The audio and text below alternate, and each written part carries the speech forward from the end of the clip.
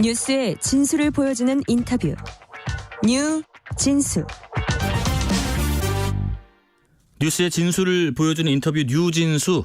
정부가 올해 2학기부터 전국 모든 초등학교에서 방과 후 아이들을 돌봐주는 늘봄 학교를 시작합니다. 환영하는 학부모분들도 계시지만 이 관리나 책임 등에 대한 우려도 일부 있는데요. 또 의대 정원 증원 문제도 주요 현안입니다. 교육부의 오석환 차관 전화로 연결해서 2024년도 주요 교육 정책 내용 다루어 보겠습니다. 차관님 안녕하세요.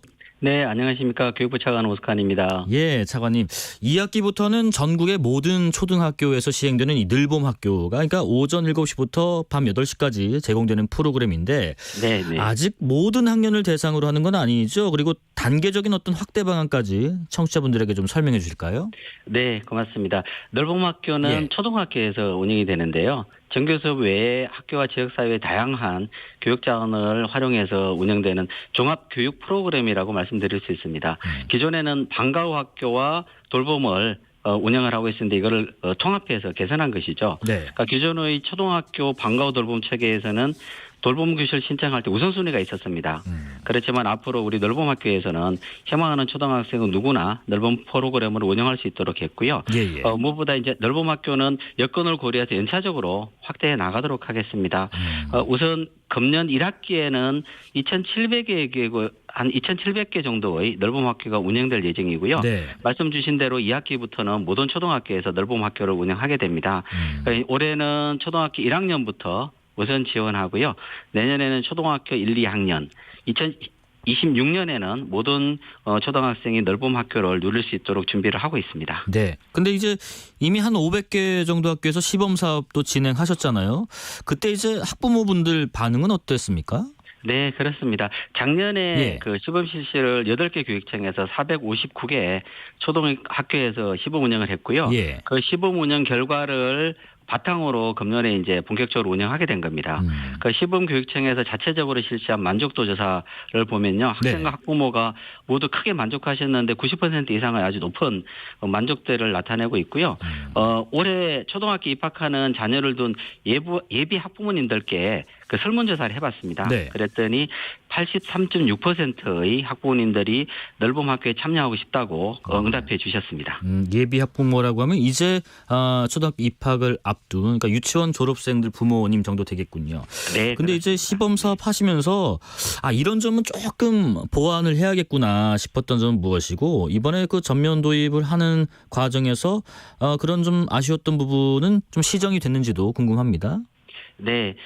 작년 시범 운영할 때 이제 우리가 종전의 제도하고 크게 다른 점으로 진행했던 게 이제 초등학교 1학년 아이들의 경우에 사실 일찍 그 하교를 하게 되잖아요. 그러니까 하교하지 않고 우리 아이들에게 맞춤형 프로그램을 제공하는 게 가장 중요한 일이었었는데 그 프로그램에 대해서는 우리 학부모님들이 매우 만족하시고 정말로 좋은 프로그램이라고 말씀해 주셨고요. 이제 그거를 우리가 금년도에는 그러니까 초등학교 1학년을 중심으로 해서 맞춤형 프로그램을 운영하고 그 프로그램에 대해서는 2시간 동안 운영하는 등등의 여러 가지 좀 제도화하면서 확대하고 그걸 준비하는 그런 영역들이 있습니다. 그래서 작년에 운영하면서 프로그램의 내용이나 아니면 시설이나 이런 것에 대해서 아쉬움이 있었던 부분들에 대해서는 저희가 금년에 운영을 하면서 그걸 반영해서 늘봄 학교를 제도화하고 있는 중입니다.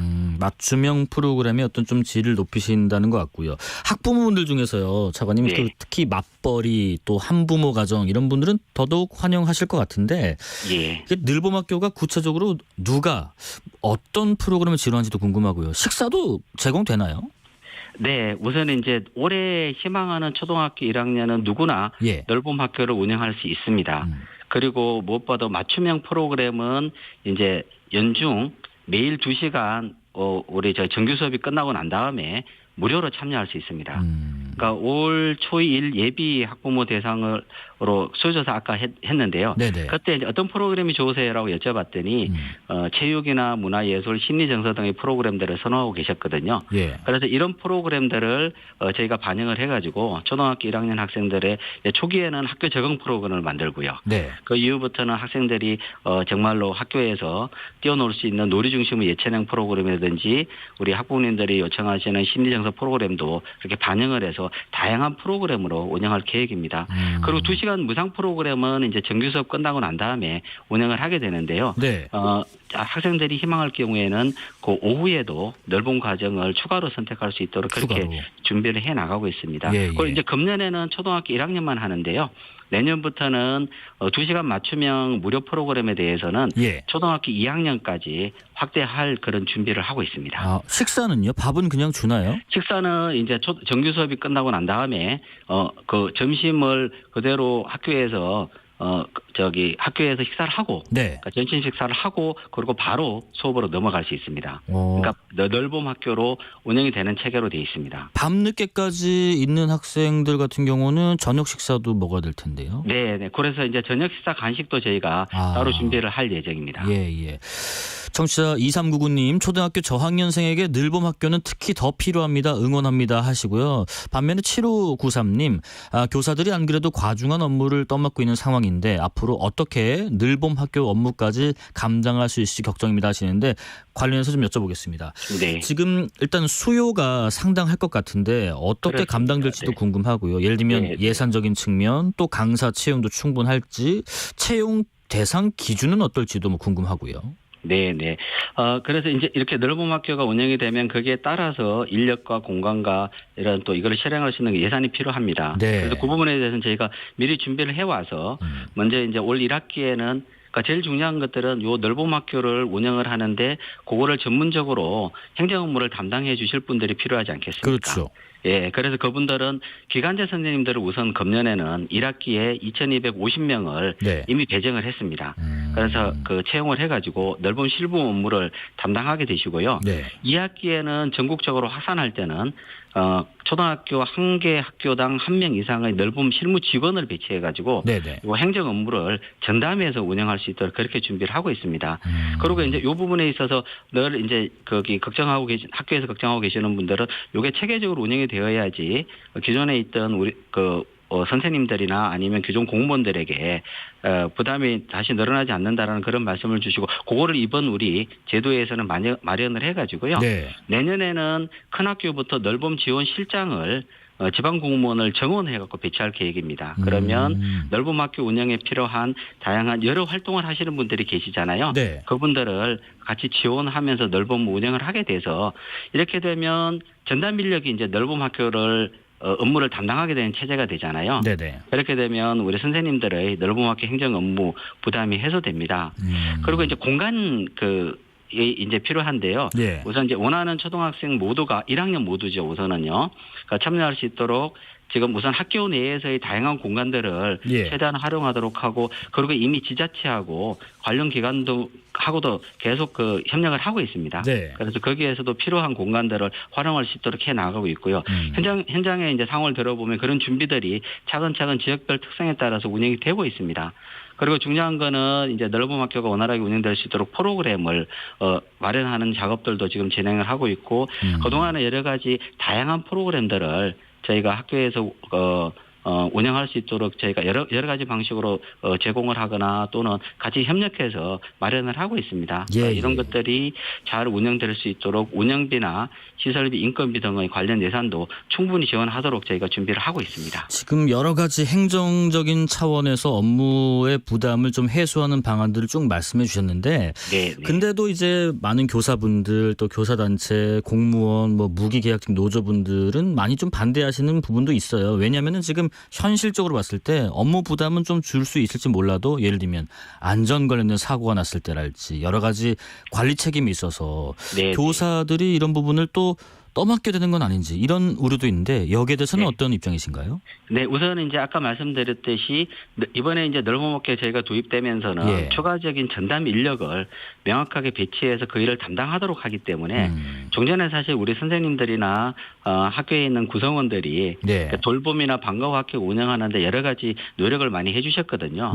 그래서 이제 그런 일들을 덜어드리기 위한 제도를 저희가 준비를 하고 있고요. 그다음에 제도적으로도 보면 넓음학교에서 이루어지는 안전과 관련돼 있는 안전 책임과 관련돼 있는 제도는 우리 학교 안전 공제회가 있습니다. 그 체계에 따라서 종전에 담임 선생님에게 부과되던 그런 책임들이 아닌 그 넓음학교의 운영과 관계되어 있는 그런 체계로 저희가 제도를 마련하고 있기 때문에 선생님들에게 모든 책임이 돌아가는 체계는 아닌 것이고요. 그런 식으로 제도가 우리 넓음학교를 운영하기 위한 제도로 저희가 마련을 해 나가고 있습니다. 네. 넓음학교에서는 짧게 마지막 하나만 더 여쭤볼게요. 지금 이게 넓음학교를 지자체에 이관하는 게 맞지 않는가? 왜 이런 학습이나 생활지도 외에 돌봄 영역까지 학교가 맞는가? 이런 부분에 대해서는 어떤 의견이세요? 네, 이제 여기에 대해서는 여러 가지 그 사회적인 논의가 이루어져 왔었고요. 그런데 이제 지금까지 우리 학부모님들이 가장 바라시는 곳이 가장 안전하고 신뢰를 할 수 있는 학교 공간이고요. 또 실제로 이제 그 학교에서 저희가 지금 현재 돌봄이라고 운영하고 있는 것도 30만 명인데 지방자치단체에서는 10만 명이 채 안 되거든요. 그러니까 지자체로 옮겼을 때 지자체가 할 수 있는 그런 여건이 안 됩니다. 그렇기 때문에 그러면 학교에서 넓음학교를 운영하도록 하고 그 대신에 학교에서 운영함으로써 생겼던 우리 선생님들에 대한 업무 부담이나 이런 걸 통해서 수업 전념을 하실 수 있는 어려움이 생기는 문제를 해소하기 위해서 이번에 이제 저희가 넓음학교 운영 체계를 개선해 나간 것입니다. 그렇기 때문에 우리 선생님들께서 이런 부분들에 대해서는 저희가 우리 교원단체 선생님들이나 우리 이제 공무원 선생님들이나 또 공무직 선생님들이나 다들 만나가지고 이런 상황들을 저희가 설명을 해드리고 있고요.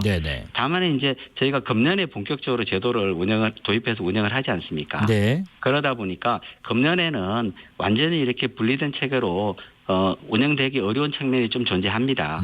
그래서 종전에 하셨던 업무 부담보다 더 늘어나지 않도록 저희가 최선을 다해서 준비를 하고 있습니다. 그래서 그 범위 내에서 금년에 안정적으로 이 제도가 정착되면 내년부터는 정말로 이제 선생님들은 수업에 전념하실 수 있도록 하고 넓음학교는 안정적인 지원 체계 내에서 안정적으로 운영될 수 있도록 해서 우리 학부모님, 학생, 선생님, 그다음에 학교에 근무하시는 모든 분들이 다 넓음학교를 통해서 행복할 수 있도록 하는 그런 제도를 마련하도록 저희가 최선을 다하고 있습니다. 많은 협력을 부탁을 드립니다. 다른 현안도 좀 여쭤볼게요. 지금 의대 정원 증원 관련된 내용인데요.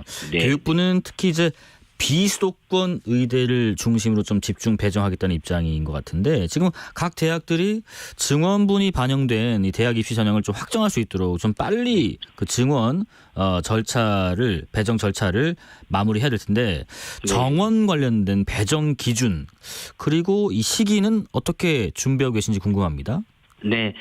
내용으로 보면 2025학년도 대입 전형 시행 계획은 공표되어 있습니다. 그렇지만 지금 이제 의대 정원 확대가 되기 때문에 대학의 정원 조정이 있는 경우에 해당돼서 예외적으로 대입 전형 시행 계획을 변경할 수 있는데 해당합니다. 그렇기 때문에 이 일정을 기준으로 해가지고 대입을 준비하는 학생 학부모님들이 잘 준비하실 수 있도록 저희가 복지부하고 긴밀하게 협력하고 있고요.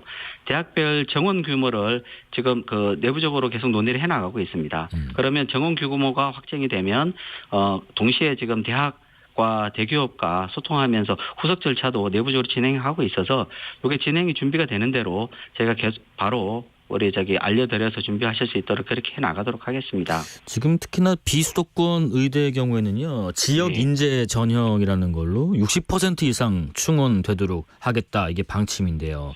올해는 비수도권 대학에서 해당 지역 고등학교를 입학일부터 졸업일까지 재학한 학생들 가운데 선발하게 되는데 혹시 향후에 이게 좀 더 강화되고 확대될 수 있나요? 지역 인재 전형의 기준은 지금으로 보면 이제 말씀 그대로 60%이고요. 그다음에 고등학교를 졸업한 학생들이고요. 지금 현재 중학교 1학년인 경우에는 이제 중학교부터 그 지역의 중학교를 다니는 학생들로 이미 제도화가 되어 있습니다. 그래서 이제 그렇게 돼 있는 상황입니다. 의대 2,000명 증원 이 소식 들리자마자 네. 의대에 도전하겠다는 분들이 많이 나오고 있는 것 같고 앞으로도 많아질 거란 예측도 있는데요. 이러다 보니까 특히 이공계열 학과에서 의대 쏠림 현상 이 걱정도 많더라고요. 이공계 네. 교육이 뭐 황폐화되는 거 아니냐 이런 걱정도 있던데 이런 고민들에서는 차관님 어떤 입장이신지요? 네.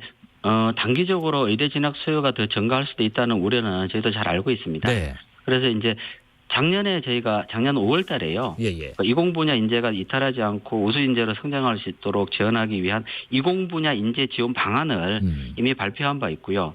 거기에 따라서 다양한 그 지원 방안을 준비하고 있고 금년에는 대학원생이 학업과 연구에 전념할 수 있도록 하는 학문 수독 세대에 대한 지원도 확대했습니다. 네. 그리고 기초과학 분야의 연구 지원도 사업을 대폭 정액하고 있고요. 특히 이제 지금 이제 이공 관련 주요 단체들과도 저희가 지속적으로 소통하고 있습니다. 네네. 앞으로 저희 현장 의견 계속 수렴해 나가고요. 관계 부처하고 협업을 통해서 이공계 교육의 질을 높이면서 동시에 혁신적 연구를 안정적으로 지원하기 위한 다양한 방안도 지금 계속 모색해 나가도록 하겠습니다. 네, 그 다양한 방안, 이 모색하시는 부분이 좀 체감이 잘 됐으면 싶고요. 이 현안도 하나 하겠습니다. 중요한 게 네. 있더라고요. 지금 네. 교육부가 네. 2025학년도부터 입시부터 정원의 20에서 25% 이상을 무전공으로 선발하는 대학에만 대학 혁신 지원 사업 인센티브를 주겠다라는 발표가 있었는데 지금 현재는 이 방침이 철회가 된 것 같고요. 애초에 그 무전공 입학 확대를 추진했던 취지 다시 한번 좀 설명 부탁드리고 또 이게 철회된 인센티브 관련해서 배경도 같이 말씀 드려볼게요. 네, 고맙습니다. 네. 무전공 선발이라고 하는데 그러니까 정확한 의미는 전공 자율 선택제입니다. 네. 그러니까 학생들이 적성과 흥미에 따라서 진로를 탐색하고 전공을 선택할 수 있도록 하는 그런 제도입니다. 네. 그러니까 그동안에 이제 이게 도입되게 된 이유는 학과 칸막이가 매우 그게 커가지고 학사 운영이 경직되게 돼 있다는 것은 이미 많이 지적된 부분이고요. 네. 그러다 보니까 학생들이 전공 선택하는 데 있어서 자기의 전공하고 그다음 진로 간의 미스매치가 발생했다는 것, 그 사실 오래된 숙제입니다. 예. 그리고 이제 사회와 산업수에 맞는 인재 양성이 제대로 안 이루어진다는 그런 문제점들이 지적됐는데 그것을 해소하기 위한 제도로서 이제 전공자율 선택제를 도입하게 된 거고요. 네. 전공자율 선택제가 운영되면 이제 재학 중에 우리가 다양한 경험을 할 수 있도록 다양한 체계를 마련해 줍니다. 네네. 그냥 단순하게 이렇게 그 제도만 도입하는 게 아니고 그렇게 되면 기초 소양하고 핵심 역량을 동시에 갖춘 그런 핵심 인재로 성장할 수 있을 것으로 저희가 보고 있는 거고요. 지금 말씀 주셨던 전공 자율 선택제의 방향에 대해서는 그동안에 사실 다양한 정책 연구도 하고 현장 의견 수렴도 계속 해왔습니다. 예. 그러니까 그 결과를 종합해 보면 전공 자율 선택제가 잘 이루어지기 위해서는 현장의 충분한 준비가 필요하다라는 그런 그 현장의 요구가 많았었고요. 그 현장의 요구를 반영을 해서 제가 방향을 정한 겁니다. 네. 그래서 금년에는 이제 25%를 목표로 추진을 하고 대학이 충분히 이제 준비할 수 있도록 목표치에 미달하더라도 인센티브를 지원하는 방식으로 저희가 진행을 해 나가겠습니다. 예, 뭐 학생들이 전공 자율 선택제를 통해서 자기가 뭘 원하는지를 명확히 알고 또 전공대로 직업을 살리면 제일 좋겠지만 네. 그렇게 쉽지는 않은 계획인 것 같으니까 잘 세부적으로 대학하고 협력해서 잘 준비해 나가도록 살펴주시면 하겠습니다. 좋겠고요.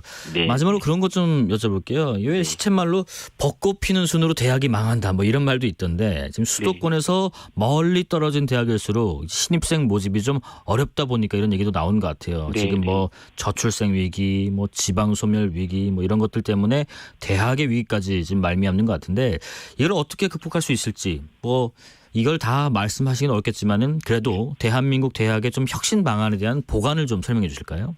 예, 고맙습니다. 사실 이 문제를 우리 정부 들여와서 이제 대학 지방대학 혁신 또는 더 나아가서 이제 대학 혁신의 여러 정책 속에서 이루어지고 있는 거고요. 네. 그러니까 지방대학의 혁신으로서는 지방대학의 운영 체계를 완전히 바꾸는 라이즈 사업을 진행을 하고 있습니다. 네. 그러면 이제 지방대학에서 우리 인재 양성 체계가 대학뿐만 아니라 대학과 지자체와 산업과 그다음에 이렇게 협력해가지고 어떤 인재를 양성할 것인지 계획을 세우고 거기에 따라서 이제 출생에서부터 정주까지 이루어지는 그런 체계를 저희가 마련하고 있고요. 네. 그거를 구체적으로 대학 그 지역 내에서의 우수한 인재를 양성하기 위한 그런 사업으로서 운영하고 있는 게 이제 글로컬 대학 사업입니다.